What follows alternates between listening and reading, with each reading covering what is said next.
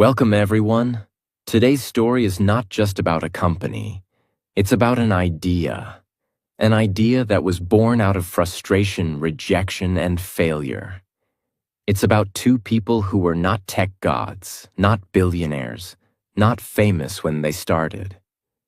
They were just two normal human beings, with one small question in their minds. Why can't watching movies be easier? Why do people still suffer for renting entertainment? This simple frustration turned into a quiet revolution. This quiet revolution destroyed Blockbuster, one of the biggest movie companies in the world. And from that destruction, a new empire was born: Netflix. In this video, we are going deep, very deep, into the full, real, and detailed story of Netflix. We will cover everything: how it started with a $40 late fee, how people laughed at the idea, how the founders were rejected and insulted, how they nearly went bankrupt, how they offered their company to Blockbuster and were humiliated, how they came back with a silent plan that destroyed the giant, and how they became one of the most powerful companies on earth, changing the way the entire world watches movies. This is not just a business story. This is a story of revenge without violence, obsession without fame, building in silence while everyone doubted you, turning rejection into motivation, outsmarting those who once laughed at you. So if you're someone who has ever been told, your idea is stupid, you can't do this, no one cares what you're building, then stay with me, because this story is going to prove something powerful to you. You don't need to be loud to win. You just need to be consistent, patient, and quietly obsessed. This story isn't just for motivation. It's also great for your English. You'll hear real vocabulary about business, risk, emotion, and success in easy and clear English. You'll learn how to understand big ideas like rejection, obsession, growth, innovation, mindset. Every sentence in this story is written to help you improve listening skills, learn sentence structure, build confidence in understanding English naturally. And because it's told like a movie, you'll stay engaged, and that helps your brain remember English longer. So if you're learning English, this story will help you grow fast, without feeling like you're studying. Now, let's begin the full journey. Here is part 1 of the true, detailed, and powerful story of Netflix. Part 1. The $40 mistake that started a revolution. In 1997, a man named Reed Hastings returned a rented movie to Blockbuster, the most powerful video rental company in America at the time. But he was late, and Blockbuster charged him $40 in late fees. Now imagine this. Reed was not poor. He had money. He was a software engineer. He was educated. But that one late fee made him angry in a way no one expected. He thought, "Why am I paying a fine for entertainment? This doesn't feel fair." He didn't forget the movie. He wasn't irresponsible. He was just busy, like most people. But Blockbuster didn't care. That $40 fine planted a seed in Reed Hastings' mind. A seed made of frustration, curiosity, and a quiet whisper that said, there has to be a better way. At that time, Blockbuster was a giant. They had more than 9,000 stores all over the world. People lined up to rent VHS tapes and DVDs. But their system was old, frustrating, and unfair. You had to go to the store physically, pick a DVD, remember to return it within a few days.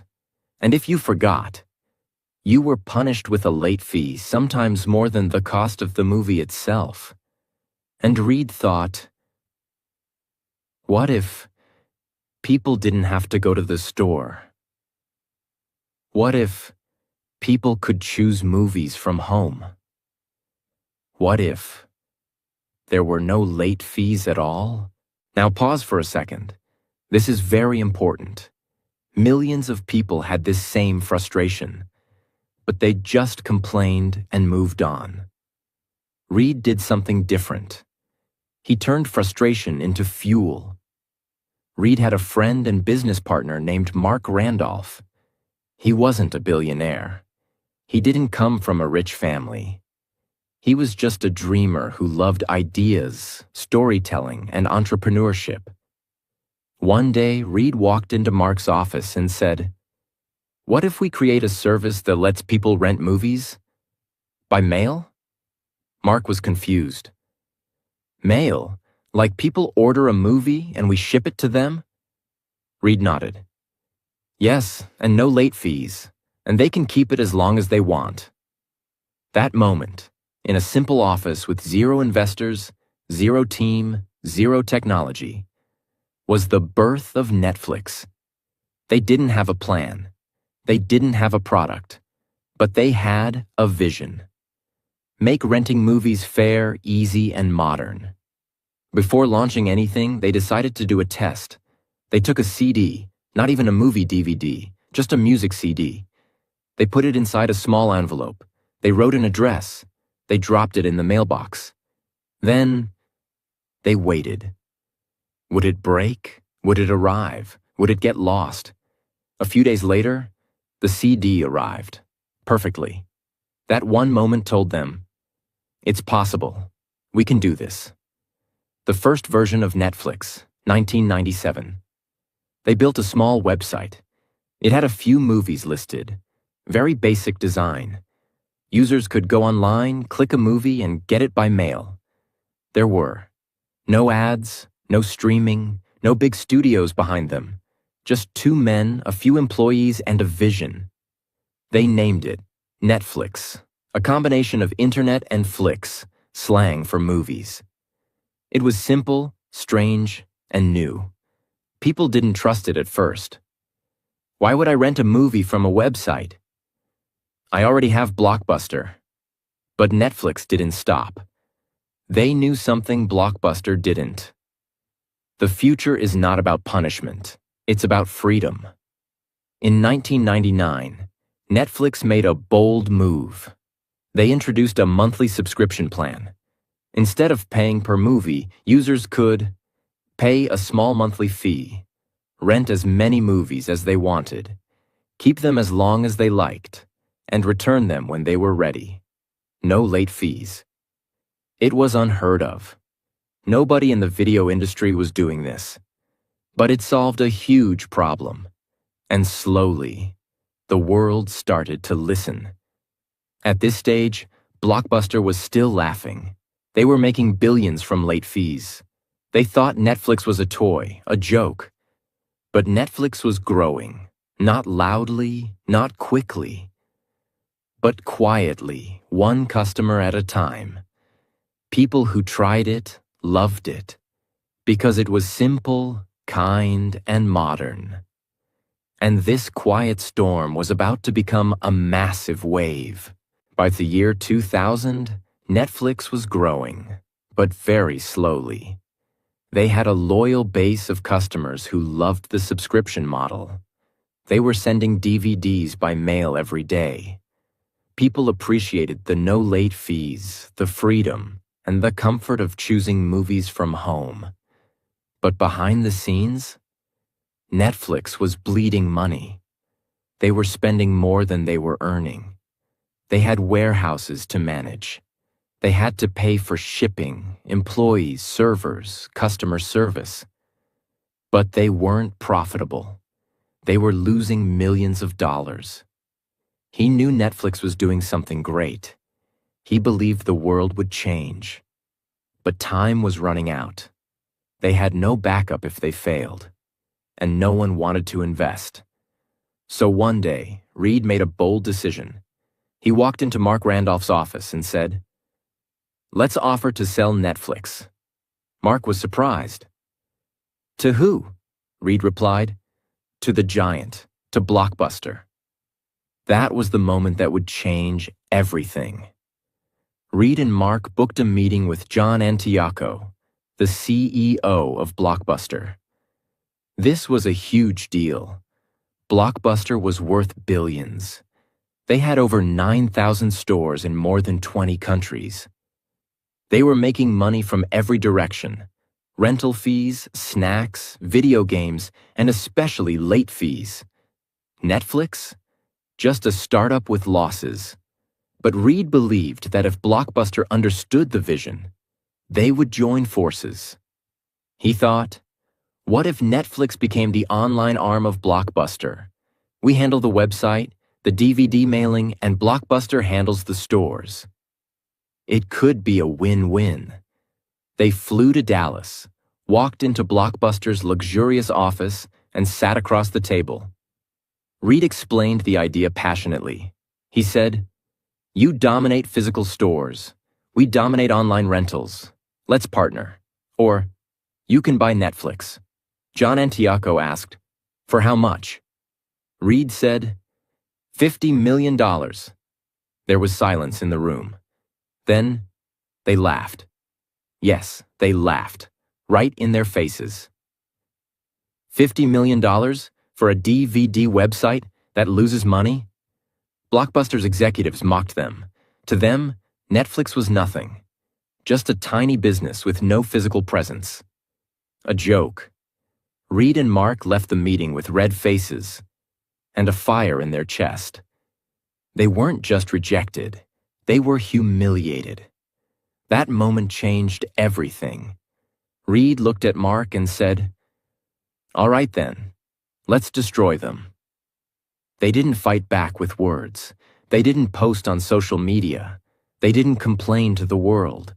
They did something 10 times more powerful. They went back to work. Reed and Mark doubled down. They improved the website. They made the algorithm smarter. They reduced the DVD delivery time. They hired better people. They studied what customers loved and gave more of it. And slowly, customer by customer, month by month, Netflix began to rise. Blockbuster didn't notice. They were busy making billions and enjoying power. But while they were sleeping, Netflix was building. Here's a very important detail most people don't know. Netflix introduced something that changed everything. A movie recommendation algorithm. In simple words, the Netflix website would watch what you rented, learn your taste, and suggest movies you would probably love. This made people stay longer on the website. It made choosing easier. It made Netflix feel personal. It wasn't just a DVD company anymore. It was a data-driven entertainment experience. And that one innovation made users feel seen, understood, and valued. By 2003, Netflix had crossed 1 million subscribers. People were loving the convenience. No more driving to the store. No more late fees. No more waiting in lines. Blockbuster started noticing the shift. They saw their revenue shrinking, but they still believed Netflix was temporary. To them, Netflix was a mosquito, not a threat. So what did Blockbuster do? They launched a copycat, Blockbuster Online. But it was too late. Netflix already had years of data, loyalty, and a better system. And most importantly, Netflix had no ego. Blockbuster didn't want to kill their stores, because they made billions from late fees. Netflix, on the other hand, had nothing to lose, only the future to build. By 2005, Netflix had millions of happy users, a brilliant tech system, low prices, and full control of the online rental space. Blockbuster kept falling behind. They tried. Cutting prices, mailing DVDs, removing late fees, too late. But people had already fallen in love with Netflix. Why? Because Netflix didn't punish them. Netflix didn't treat them like criminals for forgetting a DVD. Netflix made entertainment feel human, respectful, and modern.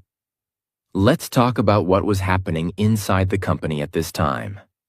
Reed Hastings believed in one core idea: give people freedom, treat them like adults.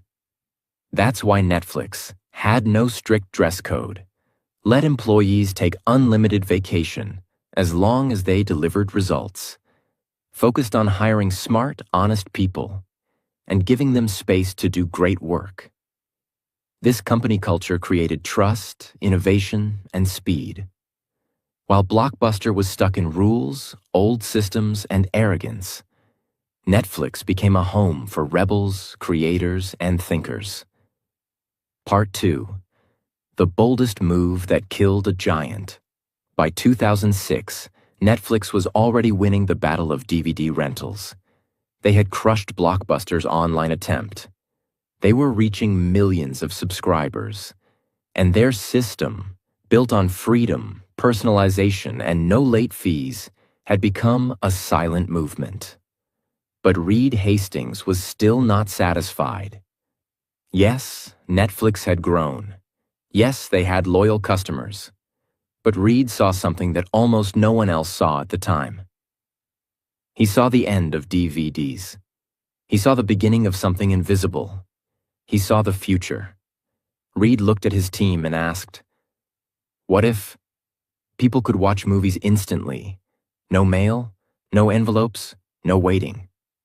Everyone was confused. In 2006, streaming was a new word. Internet speeds were slow. Watching a full movie online seemed like a crazy dream. But Reed wasn't focused on today. He was building for tomorrow. He believed, if we don't disrupt ourselves, someone else will. Let's pause for a moment and explain the concept of streaming in the simplest way.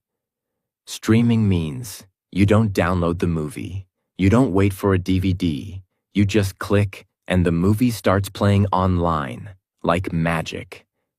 It's what we now use every day. But in 2006, it was revolutionary. There was no YouTube Premium, no Amazon Prime, no Disney Plus. Netflix was about to do something no one in the industry had dared to try. Reed told his engineers to build a system for online movie streaming.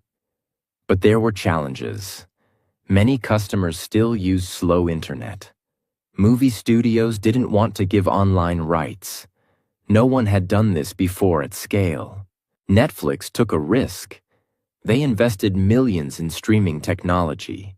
They started negotiating with studios to allow their films online. They trained their users to try watching online instead of waiting for mail. And in 2007, Netflix officially launched instant streaming. Some customers were excited. "I can just click and watch? That's amazing." Others were confused. "What if my internet is slow? What if the movie stops in the middle?" Netflix knew this would happen. They weren't expecting overnight success, but they were betting on one powerful truth. The future always starts small. The internet would get faster, laptops would improve. People would eventually prefer convenience over physical media.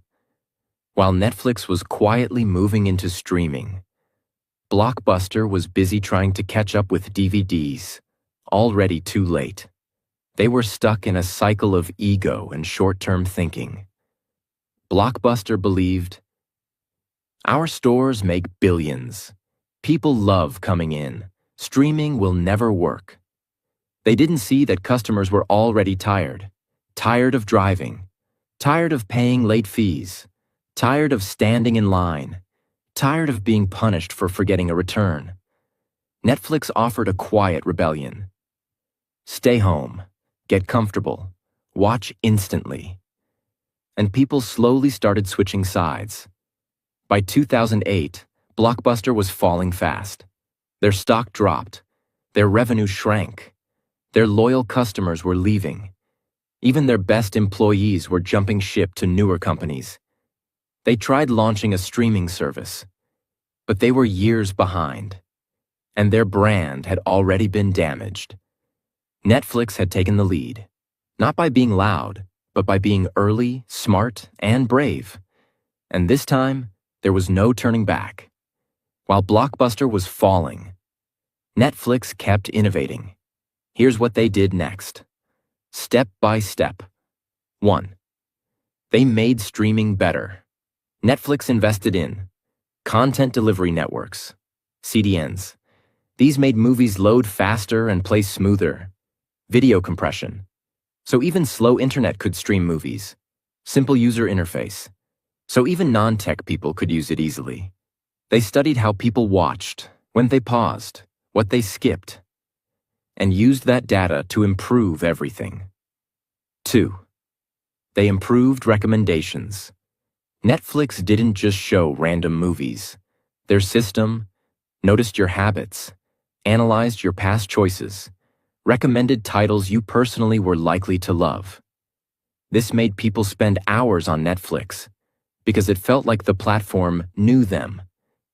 3. They expanded globally. After their US success, Netflix slowly moved into Canada, Latin America, Europe, Asia, Africa. Each country had different tastes, languages, and cultures. So Netflix adapted, added subtitles, bought rights to local films, created language-specific interfaces. This helped them become a global brand, not just an American company. 4. They focused on trust. Netflix made sure their website never crashed. Streaming never failed. Payments were secure. Customer service was fast and kind. This made people trust them. And in business, trust is everything. By 2010, something unthinkable happened. Netflix was now the leader in home entertainment. Blockbuster, once worth billions, filed for bankruptcy. Their stores were shut down one by one. The company that laughed at Netflix was now dead. It wasn't a war. There was no fight in public. Netflix killed Blockbuster without screaming. They did it by evolving, by seeing the future, by listening to customers, and by staying focused while the giants slept. By now, people were saying, "Let's Netflix tonight." Are you watching anything on Netflix? I binged an entire show. Netflix wasn't just a company anymore. It was becoming a part of life. Just like Google means search, Netflix started meaning watch. That's when Reed Hastings and the team knew. We're not just a service, we're now the future of entertainment. Part 3. From renting to ruling. How Netflix became the world's entertainment king. By the end of 2010, Netflix had already done the impossible. They had destroyed Blockbuster, the most powerful name in movie rentals. They had changed the way people watched movies, from mailing DVDs to streaming online. They had become a trusted, growing, and beloved brand in millions of homes. But once again, Reed Hastings wasn't satisfied. He asked his team one simple but powerful question. What happens if one day the movie studios stop giving us their content? Because here's what most people didn't know.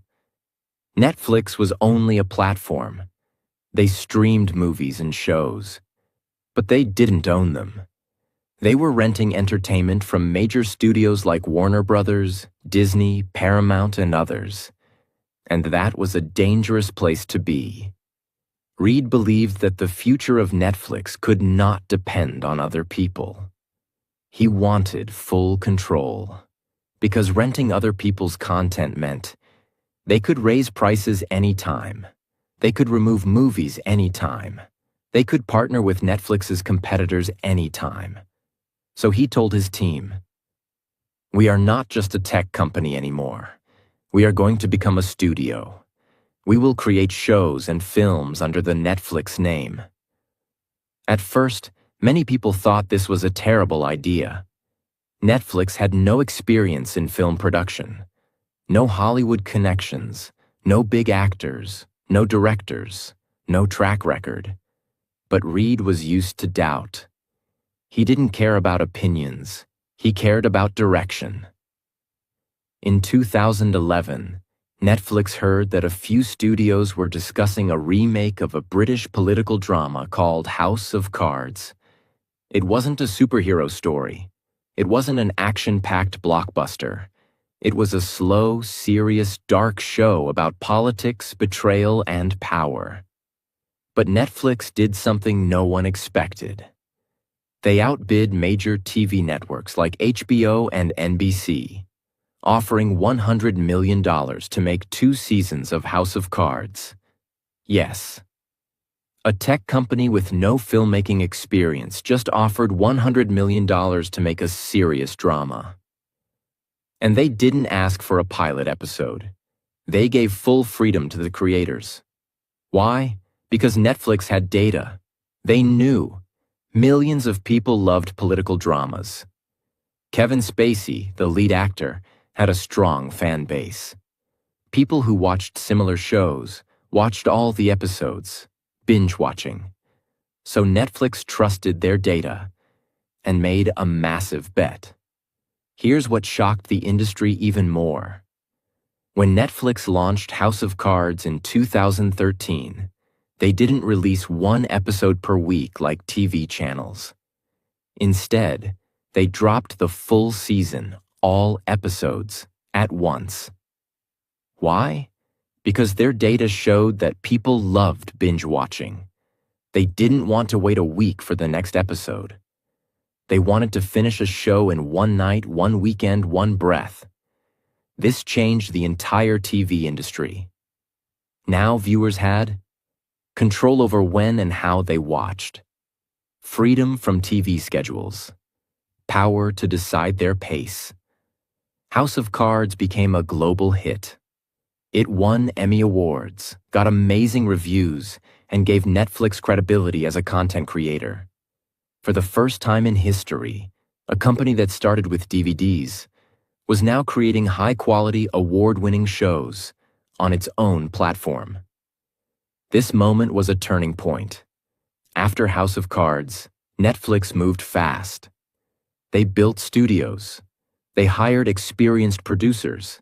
They signed deals with actors, writers, and directors. They created a new brand inside Netflix called Netflix Originals. This meant, this show or movie is made by us, belongs to us, and can only be found on Netflix. And that's when things exploded. Here are just a few of the shows that Netflix created in the next few years, each one becoming a global sensation. 1. Stranger Things, 2016. A sci-fi mystery about missing kids in a secret government lab. It had nostalgia, thrill, monsters, and heart. Made actors like Millie Bobby Brown global stars. Built a massive fan base across all age groups. 2. Narcos, the true story of Pablo Escobar, told like a crime documentary. Action, drugs, money, power, politics. A perfect mix of storytelling and real history. Loved by both English and Spanish-speaking audiences. 3. Money Heist, La Casa de Papel, a Spanish-language heist drama. Netflix bought the rights and re-released it with subtitles. It became a worldwide phenomenon. Showed that great content can come from any country, any language. 4. The Crown, a historical drama about the life of Queen Elizabeth II. Expensive, elegant, educational. Showed Netflix's ability to do prestige content. 5. 13 Reasons Why, Dark, You, The Witcher, and many more. Each show brought something new. New emotions, new audiences, new storytelling styles, and each one built Netflix's brand further. Netflix wasn't just making content randomly. They used their own user data to understand what types of stories people loved, see what actors had strong fan bases, learn which genres were missing from TV. This made their content decisions smarter than traditional studios. They were mixing creativity plus data. something old film companies didn't know how to do. By now, Netflix was doing something no one in history had ever done. They were creating shows that were watched in over 190 countries, translated into dozens of languages, streamed by people of all ages, backgrounds, and cultures. People weren't just watching Netflix. They were living inside Netflix stories. Characters became global icons. Soundtracks went viral. Merchandise exploded. Meme culture exploded. Netflix was no longer just a service. It was a global entertainment culture. Before Netflix, the entertainment industry was dominated by Hollywood. But Netflix proved that great stories can come from anywhere. That's why they invested in Korean dramas, Spanish thrillers, German science fiction, Indian originals, African documentaries, Turkish romance series. They gave creators around the world a platform, and the world responded with love. Some incredible global hits included Squid Game, Korea; Sacred Games, India; Lupin, France; Fauda, Israel; Elite, Spain. This global expansion helped Netflix reach more than 200 million paid subscribers worldwide by 2021. They weren't just a company anymore. They were the largest entertainment network on Earth. While traditional studios relied on box office sales, cable TV, advertisements, Netflix focused on subscriptions. Their logic was simple. If we make amazing content that people love, they will keep paying monthly, forever. This model worked beautifully. Why? Because it created predictable revenue. It didn't depend on box office hits. It gave them freedom to take risks.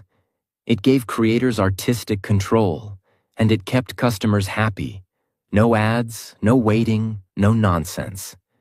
They made money through loyalty, not interruption.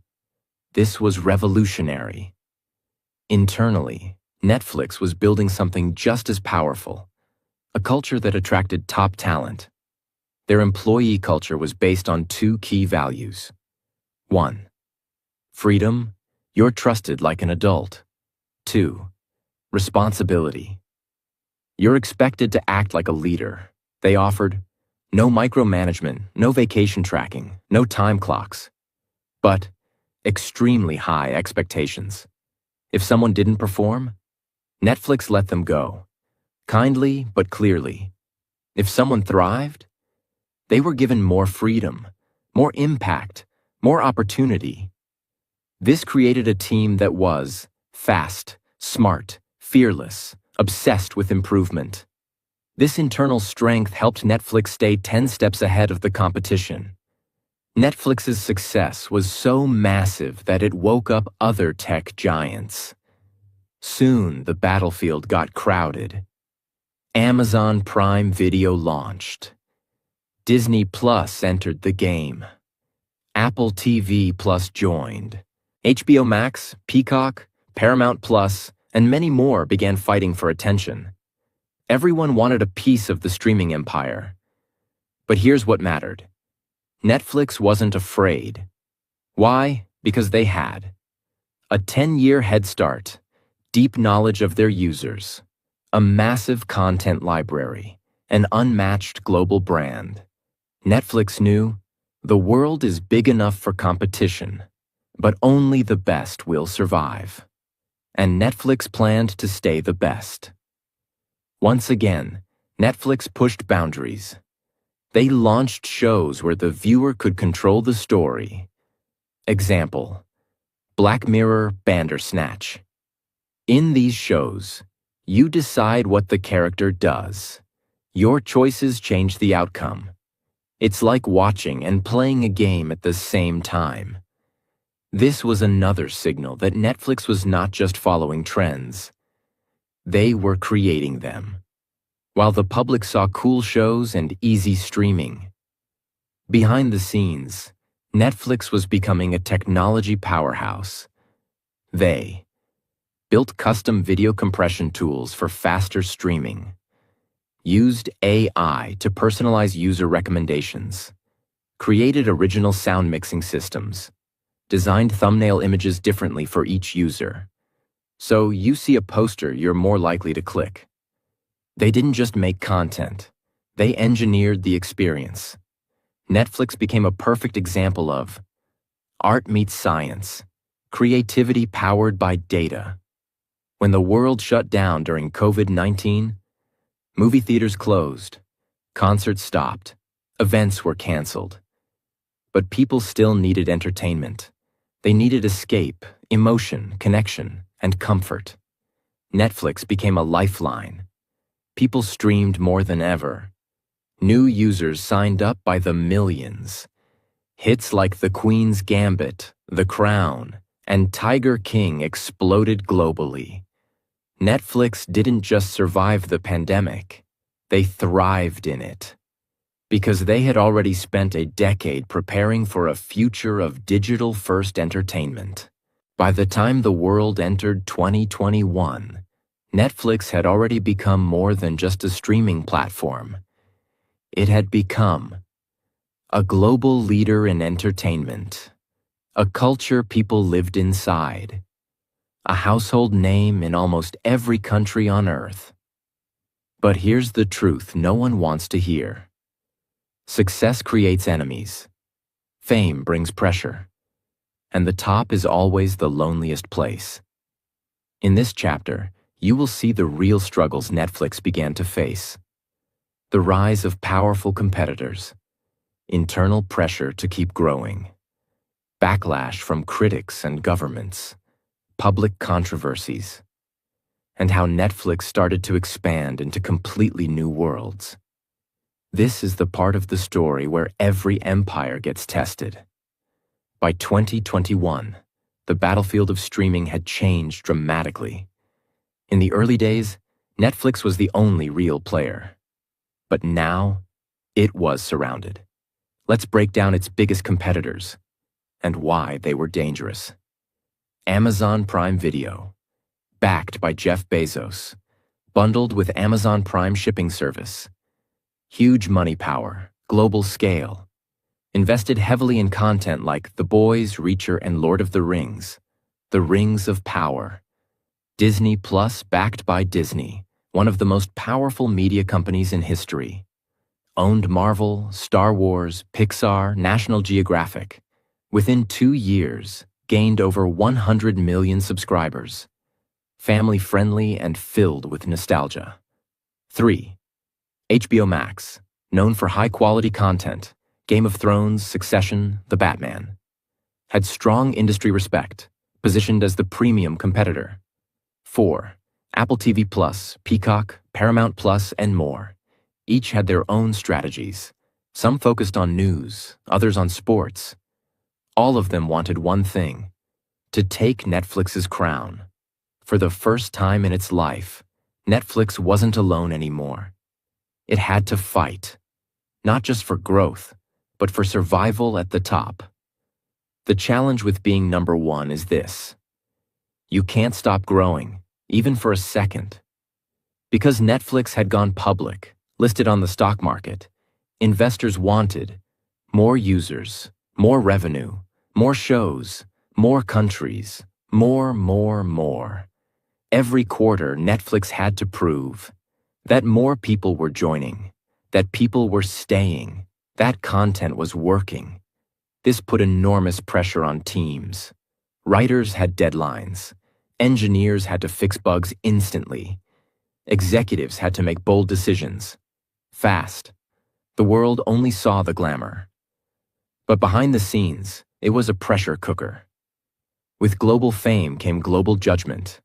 Netflix now had political pressure, cultural criticism, religious backlash, moral debates, and endless scrutiny. Let's look at some major issues they faced. Content offends. Some groups, certain shows were seen as too violent or too sexual, or insensitive to religion or culture. In countries like India, Turkey, and the Middle East, this became a major issue. Netflix had to balance freedom of expression with local sensitivities. Some governments threatened to ban content. Others demanded censorship. Activists and public groups protested. Netflix had to respond carefully. Dave Chappelle's special controversy. In 2021, Netflix released a stand-up special by comedian Dave Chappelle. Some people found it funny. Others found it deeply offensive, especially in the LGBTQ+ community. There were internal employee protests, public backlash, media storms. Netflix defended creative freedom, but it exposed the company to serious internal division. Account sharing issues. As Netflix grew, many people began sharing accounts with friends and family across households. This reduced revenue.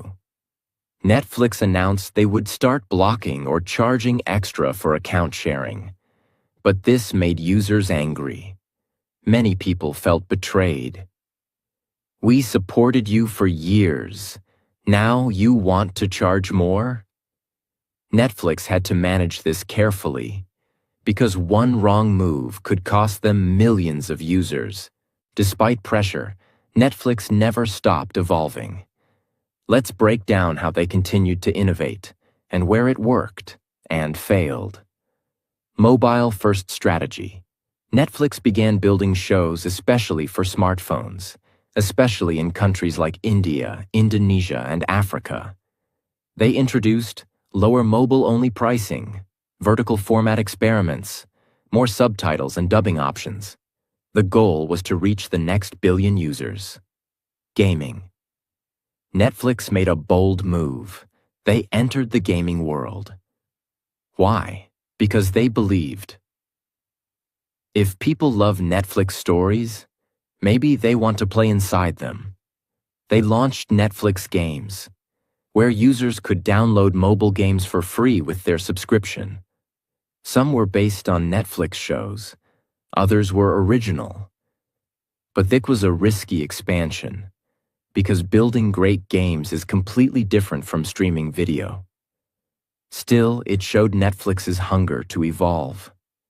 Interactive stories and experiments. Netflix kept experimenting with choose-your-own-path stories, live streaming events, global watch parties, AI-generated recommendations. They believed, we are not just a movie company, we are the future of entertainment. But every innovation came with cost, risk, and the pressure to impress millions of users instantly. By 2022 to 2023, Netflix reported, for the first time, that they had lost subscribers. This was shocking. People were spending less. Competition was strong. Some were canceling to save money. Others were switching to cheaper platforms. Netflix stock dropped sharply. The media called it the fall of Netflix.